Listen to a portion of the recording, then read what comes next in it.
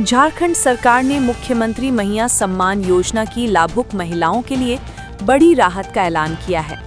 जिन महिलाओं को 14वीं किस्त नहीं मिली थी, उन्हें इस बार 15वीं के साथ दोनों किस्तें एक साथ दी जाएंगी, यानी 5,000 रुपए सीधे खाते में ट्रांसफर होंगे।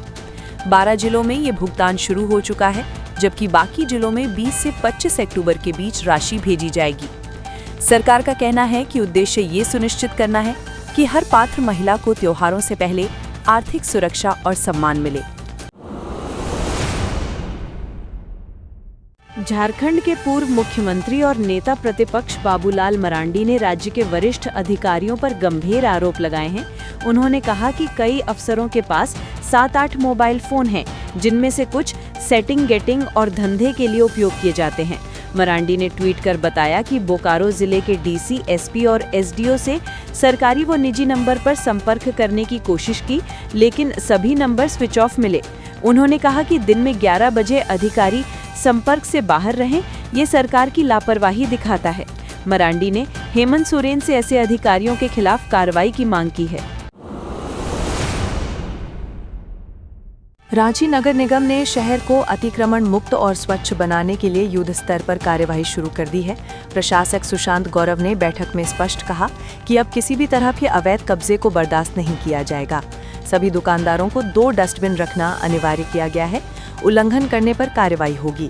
तालाबों में कचरा डालने वालों पर जुर्माना और चालान काटा जाएगा। छठ पर्व के बाद शहर भर में अवैध कब्जों पर बड़े पैमाने पर अभियान चलाया जाएगा। अधिकारी व इन्फोर्समेंट टीमों को सख्त निर्देश दिए गए हैं कि किसी भी स्तर पर ढिलाई ना हो। लोहरदगा जिले में डायन बताकर 9 साल के बच्चे समेत 3 लोगों की हत्या के मामले पर झारखंड हाईकोर्ट ने स्वतः संज्ञान लिया है। चीफ जस्टिस तरलोक सिंह चौहान और जस्टिस राजेश शंकर की पीठ ने राज्य सरकार से 2 साल में दर्ज डायन प्रथा निवारण अधिनियम के मामलों का पूरा ब्यौरा मांगा है। कोर्ट ने जांच की स्थिति बताने और पिछली जनहित याचिकाओं के रिकॉर्ड पेश करने का आदेश दिया है। उधर चतरा में भी डायन के शक में एक शख्स पर हमला कर उसका कान काट दिया गया। पुलिस ने आरोपी को गिरफ्तार कर जांच शुरू की है। रांची के जगन्नाथपुर थाना क्षेत्र स्थित विस्थापित कॉलोनी में झारखंड आर्म्ड पुलिस जैप 2 के जवान शिव पूजन रजवार का शव पंखे से लटका मिला। सूचना मिलते ही एफएसएल टीम और वरीय अधिकारी मौके पर पहुंचे और जांच शुरू की। पुलिस ने प्राथमिक जांच में आत्महत्या का मामला बताया है, हालांकि सुसाइड नोट नहीं मिला। जवान बोकारो जिले के पेटरवार का रहने वाला था और कुछ दिन पहले ही छुट्टी से लौटा था। अधिकारियों के अनुसार वो पारिवारिक विवाद से परेशान था। मामले की सूचना परिजनों को दे दी गई है। रांची की पूनम कुमारी नाम की युवती से ऑनलाइन दोस्ती कर साइबर अपराधी ने 8.51 लाख रुपए ठग लिए। आरोपी निश्चल शाह खुद को नेपाल निवासी और बेंगलोर की एलटी कंपनी में आर्किटेक्ट बताता था। उसने फ्लैट खरीदने, रजिस्ट्रेशन और ट्रेडिंग में निवेश के नाम पर पैसे ऐंठे। आरोपी ने फर्जी चेक, रसीदें और MTCN नंबर भेजकर भरोसा जीता। युवती ने बताया कि आरोपी के पास कई मोबाइल नंबर थे, जिनमें से एक नेपाल का था। धमकी मिलने के बाद उसने साइबर क्राइम थाने में मामला दर्ज कराया। पुलिस ने जांच शुरू कर दी है। जमशेदपुर में घागेड़ीही जेल के वार्डन को नाबालिग बच्ची से छेड़छाड़ की कोशिश के आरोप में गिरफ्तार किया गया है। आरोपी ने सीताराम डेरा इलाके में खेल रही 9 साल की बच्ची को बहला फुसलाकर 3 मंजिला इमारत की छत पर ले जाकर हरकत करने की कोशिश की। स्थानीय लोगों ने विरोध किया तो पुलिसकर्मियों से झड़प हो गई। पीड़िता के परिजनों ने पूर्व सीएम रघुवर दास से शिकायत की, जिसके बाद पुलिस ने आरोपी को पकड़ा। बच्ची का मेडिकल कराया जा रहा है और पुलिस ने कहा कि मामले की जांच तेजी से की जा रही है। दुमका जिले के मुफस्सिल थाना क्षेत्र में एक 13 वर्षीय दिव्यांग आदिवासी लड़की से रेप की वारदात सामने आई है। आरोपी ने उस समय घटना को अंजाम दिया जब बच्ची घर पर अकेली थी और माता पिता काम पर गए थे। परिजनों के लौटने पर उन्होंने आरोपी को झोपड़ी से निकलते देखा और बेटी को रोते हुए पाया। ग्रामीणों ने आरोपी को पकड़कर पिटाई की और पुलिस को सौंप दिया। आरोपी के खिलाफ पॉक्सो एक्ट के तहत मामला दर्ज हुआ है। बच्ची को मेडिकल जांच के लिए भेजा गया है और आरोपी को न्यायिक हिरासत में भेज दिया गया। रांची में गैंगवार और रंगदारी वसूली के पीछे 2 बड़े गिरोहों प्रिंस खान और सुजीत सिन्हा का गठबंधन सामने आया है। पुलिस ने सुजीत की पत्नी रिया सिन्हा समेत 5 लोगों को गिरफ्तार किया है। इनके पास से 3 पिस्टल, 7 मैगजीन, 13 गोली और एक कार बरामद की गई है। जांच में खुलासा हुआ कि दोनों गैंग पाकिस्तान के पंजाब ब्रांच से ड्रोन के जरिए हथियार मंगा रहे थे। ये लेवी वसूली की रकम से खरीदे जाते थे। पुलिस ने बताया कि रिया गिरोह का संचालन कर रही थी। मामला बेहद गंभीर है और जांच जारी है।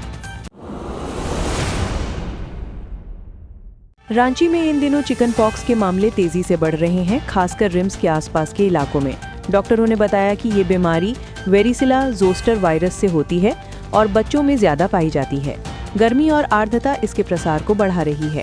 विशेषज्ञों ने बताया कि ये छींक या खांसी से फैलता है, परंतु इससे डरने की जरूरत नहीं है क्योंकि इसका इलाज और टीका दोनों उपलब्ध हैं। डॉक्टरों ने लोगों से टीकाकरण कराने और संक्रमित व्यक्ति से दूरी बनाए रखने की अपील की है। झारखंड पुलिस ने रांची से कोयलांचल शांति सेना के 5 सदस्यों को गिरफ्तार कर बड़ा खुलासा किया है। गिरफ्तार लोगों में सुजीत सिन्हा की पत्नी रिया सिन्हा भी शामिल हैं। पुलिस ने इनके पास से 3 पाकिस्तानी पिस्टल, 7 मैगजीन, 13 कारतूस, 6 मोबाइल और 10 लाख रुपए नकद बरामद किए। जांच में सामने आया कि गैंग पाकिस्तान से ड्रोन के जरिए हथियार मंगाकर व्यापारियों से रंगदारी वसूल रहा था। इनामुल हक उर्फ बबलू खान गिरोह का सक्रिय सदस्य था।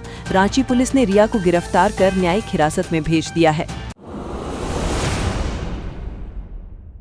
गोड्डा जिले के बुवारीजोड़ थाना क्षेत्र के गोराडीह गांव में 65 वर्षीय महिला सोना भानु खातून की गला रेत कर हत्या कर दी गई। वह अपनी 4 साल की पोती के साथ अकेली रहती थी। सुबह ग्रामीणों ने शव देखा तो सनसनी फैल गई। पुलिस ने जांच में पाया कि हत्या में मृतका के दामाद सकरुद्दीन का हाथ है, जिसे गिरफ्तार कर लिया गया। आरोपी ने स्वीकार किया कि पत्नी के अलग हो जाने के लिए वो अपनी सास को जिम्मेदार मानता था। हत्या में प्रयुक्त धारदार हथियार भी बरामद कर लिया गया है। कोडरमा जिले के जयनगर थाना क्षेत्र में गड़गी गांव में करीब 40 हाथियों का झुंड देखा गया है, जिससे ग्रामीणों में दहशत फैल गई है। 4 महीने पहले भी इन्हीं हाथियों ने कई गांवों में भारी तबाही मचाई थी और आधा दर्जन लोगों की जान ले ली थी। वन विभाग की टीम मौके पर पहुंचकर हाथियों को भगाने में जुटी है। किसान डरे हैं कि उनकी तैयार धान की फसलें नष्ट न हो जाएं। अधिकारियों ने कहा है कि रात में आग और पटाखों के जरिए झुंड को जंगल की ओर खदेड़ा जाएगा। छठ पूजा को लेकर जमशेदपुर के टाटा नगर रेलवे स्टेशन पर यात्रियों की भारी भीड़ उमड़ रही है। बिहार जाने वाली सभी ट्रेनों में लोग किसी तरह सफर कर रहे हैं। रेलवे ने यात्रियों की सुविधा के लिए टाटा बक्सर और टाटा जयनगर समेत कई स्पेशल ट्रेनें चलाई हैं। स्टेशन परिसर में आरपीएफ, जीआरपी और महिला बल की अतिरिक्त तैनाती की गई है। स्टेशन निदेशक ने बताया कि छठ पर्व के दौरान हर दिन लगभग 50,000 यात्रियों का आवागमन हो रहा है और सभी प्लेटफॉर्म पर सुरक्षा बढ़ा दी गई है। रामगढ़ शहर में 1 घंटे के भीतर 2 महिलाओं से सोने की चेन झपट ली गई। दोनों घटनाएं भीड़-भाड़ वाले इलाकों में हुई और सीसीटीवी फुटेज से ये स्पष्ट हुआ कि दोनों जगह एक ही गिरोह सक्रिय था।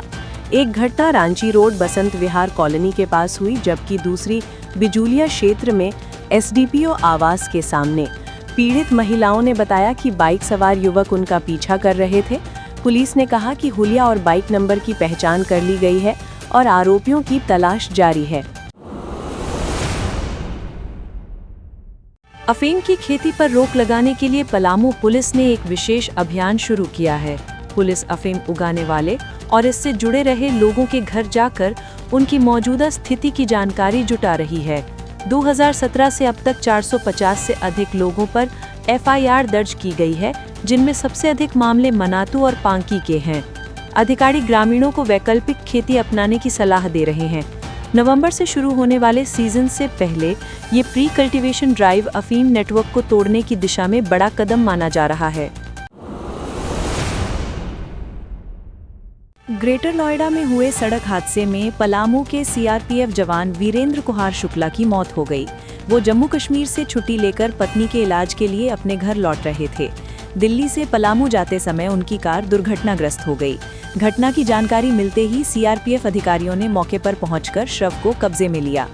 वीरेंद्र शुक्ला 2003 में सीआरपीएफ में भर्ती हुए थे और उनके परिवार में पत्नी, एक बेटा और एक बेटी हैं। उनका पार्थिव शरीर रांची से उनके गांव सिंगरा खुर्द लाया जाएगा।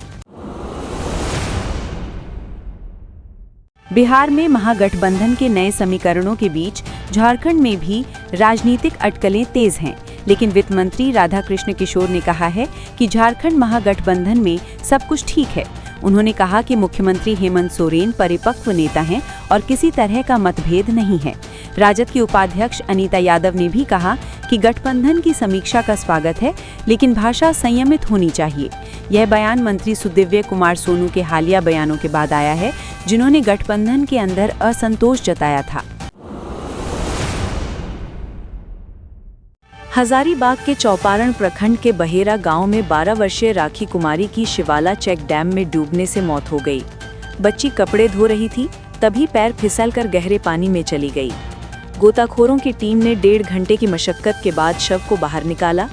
अंचलाधिकारी और थाना प्रभारी मौके पर पहुंचे और परिजनों को सांत्वना दी। प्रशासन ने कहा कि पीड़ित परिवार को आपदा राहत कोष से सहायता दी जाएगी। इस दर्दनाक हादसे से गांव में शोक की लहर है। दुमका हवाई अड्डा परिसर स्थित सोलर पावर यूनिट में गुरुवार को अचानक आग लग गई, जिससे कई बैटरियां जलकर राख हो गईं। फायर ब्रिगेड की 2 गाड़ियों ने 1 घंटे की मशक्कत के बाद आग पर काबू पाया। एयरपोर्ट प्रबंधक अंकित सिन्हा ने कहा कि आग के कारणों की जांच की जा रही है। फिलहाल एयरपोर्ट पर केवल फ्लाइंग इंस्टीट्यूट संचालित होता है। अधिकारियों ने राहत की बात कही कि किसी जानमाल का नुकसान नहीं हुआ, लेकिन तकनीकी जाँच के लिए टीम गठित कर दी गई है। दुमका जिले के मसलिया थाना क्षेत्र के बसमत्ता गांव में राखीशल बेसरा नामक व्यक्ति ने अपनी पत्नी बिथनी हांसदा की कुल्हाड़ी से हत्या कर दी। हत्या का कारण पत्नी का मेला जाने से इनकार बताया गया है। पुलिस जांच में खुलासा हुआ कि आरोपी ने 9 साल पहले भी अपनी पहली पत्नी की हत्या की थी और हाल ही में जेल से रिहा होकर लौटा था। घटना के बाद आरोपी को गाँव से गिरफ्तार कर लिया गया है। पुलिस ने हत्या में प्रयुक्त कुल्हाड़ी बरामद कर ली है और आगे की जाँच जारी है। पूर्वी सिंहभूम के घटशिला विधानसभा उपचुनाव में कुल 14 प्रत्याशी चुनावी मैदान में हैं। मंत्री रामदास सोरेन के निधन से खाली हुई इस सीट पर अब झामुमो ने उनके पुत्र सोमेश सोरेन को उतारा है, जबकि भाजपा ने बाबूलाल सोरेन पर दांव खेला है। दोनों पार्टियों के बीच कड़ी टक्कर मानी जा रही है। झामुमो के प्रचार की कमान मुख्यमंत्री हेमंत सोरेन और कल्पना सोरेन संभालेंगी, जबकि भाजपा ने 40 स्टार प्रचारकों की सूची जारी की है, जिसमें शिवराज सिंह चौहान, अर्जुन मुंडा और मिथुन चक्रवर्ती जैसे नाम शामिल हैं। उपचुनाव 11 नवंबर को होगा और छठ पूजा के बाद प्रचार तेज हो जाएगा। धनबाद के सिजुआ नगर निगम क्षेत्र के भेलाटांड बस्ती में डायरिया फैलने से हड़कंप मच गया है। अब तक 24 लोग इसकी चपेट में हैं, जबकि 4 साल के एक बच्चे की मौत हो चुकी है। स्वास्थ्य विभाग ने गांव में मेडिकल कैंप लगाकर जांच शुरू कर दी है और ब्लीचिंग पाउडर का छिड़काव कराया गया है। अधिकारियों को आशंका है कि दूषित पानी या खराब सत्तू इसके फैलने की वजह हो सकते हैं। फिलहाल कई लोग SNM-MCH में भर्ती हैं और गांव की स्थिति पर लगातार नजर रखी जा रही है। प्रशासन ने लोगों से उबला पानी पीने की अपील की है। लातेहार जिले के चंदवा थाना क्षेत्र से पुलिस ने कुख्यात राहुल सिंह गिरोह के 5 सदस्यों को हथियार समेत गिरफ्तार किया है। अपराधी रेलवे कोयला साइडिंग में हिंसा और रंगदारी वसूली की योजना बना रहे थे।